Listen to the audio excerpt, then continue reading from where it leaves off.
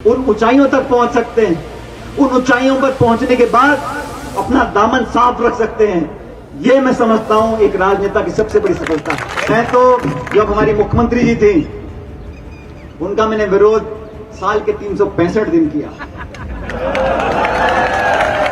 लेकिन कभी मेरे मुंह से कोई छोटी बात या कोई अपशब्द नहीं निकला उनके बारे में। कोई से संबंध रखें, हम आपस में कुछ भी बात रखें, लेकिन सबसे बड़ा न्याय देने वाला वो नीली छतरी वाला है।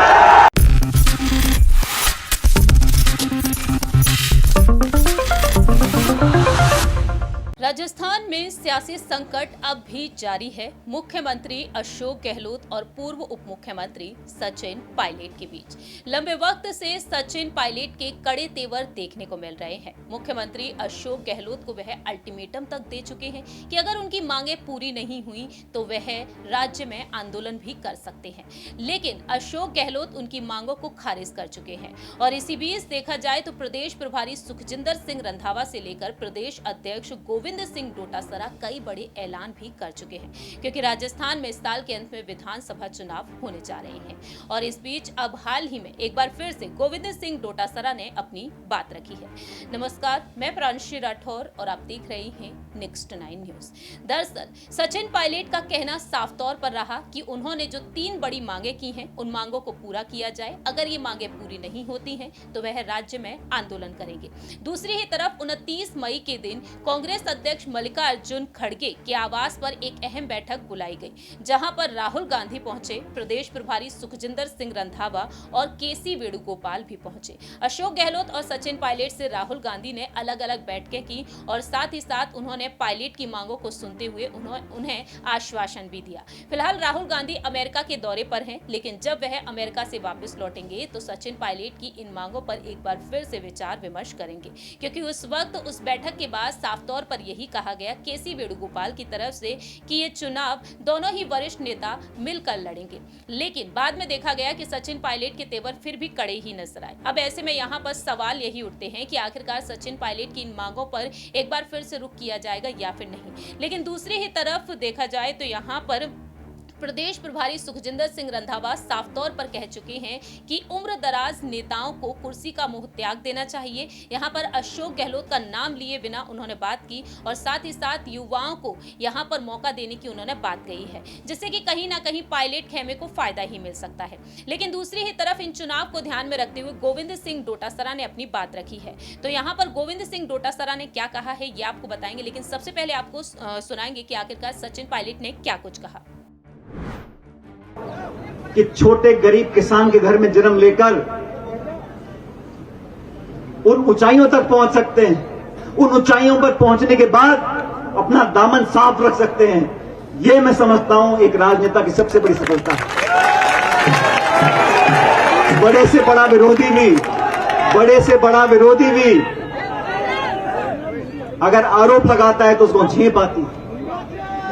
और जैसे मैंने शुरू में कहा, पायलट साहब की राजनीति एक अनोखी राजनीति थी और ये बात सही है।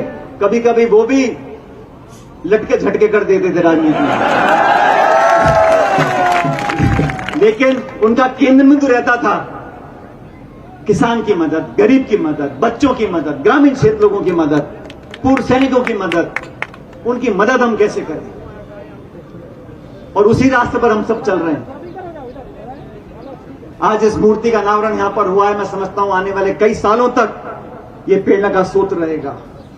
मेरे साथ जो लोग राजनीति में काम कर रहे हैं जानते हैं कि मैं सबको साथ लेने की कोशिश करता हूं। जब मैं प्रदेश कांग्रेस कमेटी का अध्यक्ष था 5 साल मेरे पास कोई मैं MP MLA नहीं था, लेकिन जनता ने मुझे हाथों हाथ वो हिम्मत और ताकत दी कि हम जो हमारा विरोधी दल है जो बहुत ताकतवर था, उसकी भी दांत हमने इकट्ठे किए।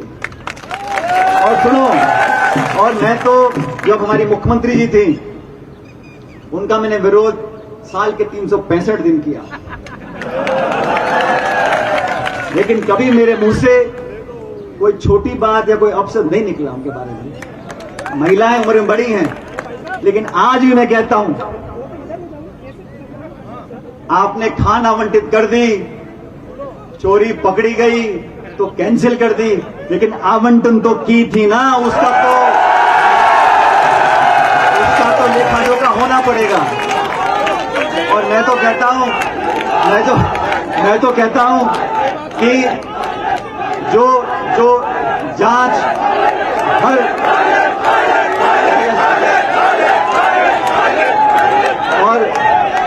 और किसी ने इस बात को बहुत बखूबी कहा है कि हर गलती सजा मांगती है। और हम आपस में कोई से संबंध रखें, हम आपस में कुछ भी बात रखें, लेकिन सबसे बड़ा न्याय देने वाला वो नीली छतरी वाला है। आज नहीं तो कल न्याय मिलेगा, इसे वो रोक नहीं सकता। इसलिए साथियों, बहनों, भाइयों, 23 साल से हर साल इस शहर में, इस गांव में, दौसा में हम लोग आते हैं। और मैं देख रहा था, मेरे पीछे राम प्रताप प्रधान जी बैठे हैं, मीणा साहब, 22 साल पहले अधेड़ उम्र के थे, आज बुजुर्ग हो गए। और जो पहले बच्चे थे 2-5 साल के, आज उनकी शादी में बड़े हो गए। तो समय जो बीता आपके साथ बीता। आप लोगों को देखते देखते हम लोगों ने राजनीति में बहुत कुछ किया, सीखा, समझा, लेकिन आप लोगों का जो पारिवारिक प्रेम है वो सबसे बड़ी पूंजी थी और सबसे बड़ी पूंजी रहेगी। मैं आप लोगों को विश्वास दिलाना चाहता हूं, परिस्थिति कोई भी हो, आप लोगों के लिए न्याय दिलाना, आप लोगों के लिए संघर्ष करना, ये वादा मेरा कल भी था, आज भी है और कल भी है। इसलिए ये प्यार, ये मोहब्बत, ये स्नेह आप लोग बना के रखो। हम आपके थे, आपके रहेंगे। आप लोगों ने जो एकजुटता, जो प्रेम हम सबको दिया, और खासकर आज यहाँ मंच पर जो तमाम हमारे साथी यहाँ पर आए हैं पायलट साहब को याद करने के लिए, मैं आप सबकी तरफ से इनका कोटि कोटि धन्यवाद देना चाहता हूँ, शुक्रिया करना चाहता हूँ।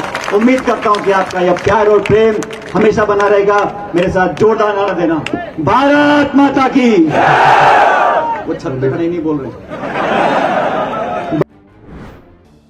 आपने सुना कि किस तरीके से सचिन पायलट यहां पर अपनी मांगों को लेकर गहलोत सरकार पर जमकर बरसते हुए दिखाई दिए हैं। लेकिन गोविंद सिंह डोटासरा पर अगर रुख किया जाए तो हाल ही में वह 1 दिवसीय दौरे पर नजर आए। सीकर वह पहुंचे और अपने निवास पर जन सुनवाई की। इस दौरान उन्होंने विधानसभा क्षेत्र लक्ष्मणगढ़ में लोगों के सामने विकास कार्य को लेकर अपनी बात रखी। और डोटासरा का कहना साफ तौर पर रहा यहाँ के रहने वाले लोगों के लिए कि उन्हें किस तरीके से यहाँ पर विकास कार्यों को गिनाया गया है उनको लेकर। लेकिन दूसरी ही तरफ मीडिया से बातचीत के दौरान सचिन पायलट को लेकर उन्होंने बात रखी। उनका कहना रहा कि सचिन पायलट कोई नहीं, पार्टी नहीं बनाएंगे, ये केवल एक कल्पना है। हम सब एक साथ होकर चुनाव लड़ेंगे, हमारी सरकार वापस रिपीट होगी। बीजेपी कहती है ये सरकार डिलीट होगी, हम रिकॉर्ड तोड़ वापसी करेंगे। इतना ही नहीं, उनका कहना साफ तौर पर रहा कि जनता हमें फिर से आशीर्वाद देगी और हम एक बार फिर से सत्ता में आएंगे, जनता की सेवा करेंगे। राज्य सरकार की तरफ से जो योजनाएं चलाई जा रही हैं, जन कल्याणकारी योजनाओं से आम जनता को काफी फायदा हुआ है। हमने काम किया, जनता हमारे साथ है। जहां तक बीजेपी की बात है तो उनकी फूट तो जग जाहिर है, ये खुद ही टुकड़े टुकड़े में बटे हुए हैं। और मुख्यमंत्री की तरफ से जो भी योजनाएं चलाई जा रही हैं, चिरंजीवी योजना हो या फिर बिजली सहित कई अनेक विकास कार्यों की योजनाएं हो, इन सब का लाभ जनता ले ही रही है। तो यहाँ पर गोविंद सिंह डोटासरा बार बार गहलोत सरकार की उन योजनाओं को लेकर अपनी बात रखते हुए नजर आए हैं, जिन योजनाओं को लेकर गहलोत सरकार की तरफ से अब भी ऐलान किए जा रहे हैं। फिलहाल यहां पर देखा जाए तो सत्ता में एक बार फिर से वापसी को लेकर गोविंद सिंह डोटासरा ने एक बड़ा दावा किया है। लेकिन सचिन पायलट को लेकर उनका साफ तौर पर कहना रहा कि सचिन पायलट कोई भी नई पार्टी बनाने नहीं जा रहे हैं। मालूम हो कि 11 जून वो तारीख बताई गई कि सचिन पायलट 11 जून के दिन एक अहम ऐलान कर सकते हैं, जिस दिन उनके पिता स्वर्गीय राजेश पायलट जी की पुण्यतिथि थी और दौसा में में एक कार्यक्रम आयोजित किया गया और उस दिन भी सचिन पायलट जमकर गहलोत सरकार पर बरसते हुए नजर आए थे। लेकिन सचिन पायलट ने अपनी किसी भी नई पार्टी का ऐलान नहीं किया और इससे साफ तौर पर जाहिर होता है कि सचिन पायलट कांग्रेस में रहकर कांग्रेस के लिए ही काम करेंगे। जमीनी स्तर से वह फिलहाल जुड़ते हुए नजर आ रहे हैं और प्रशांत किशोर के वह संपर्क में आज भी बने हुए हैं, क्योंकि दावे ये किए जा रहे हैं कि 80 लोकसभा सीटों को लेकर सचिन पायलट अब जमीनी स्तर से जुड़कर काम करते हुए देखे जा रहे हैं। सचिन पायलट का सपना यही है कि कैसे भी करके एक बार फिर से सत्ता में कांग्रेस को रिपीट कराना है। अब देखते हैं कि वाकई में गोविंद सिंह डोटासरा और सचिन पायलट के इस बड़े दाव से एक बार फिर से कांग्रेस सत्ता में रिपीट होगी या फिर नहीं। हमारे इस खास प्रोग्राम में इतना ही। बाकी के तमाम अपडेट्स के लिए आप देखते रहिए नेक्स्ट 9 न्यूज।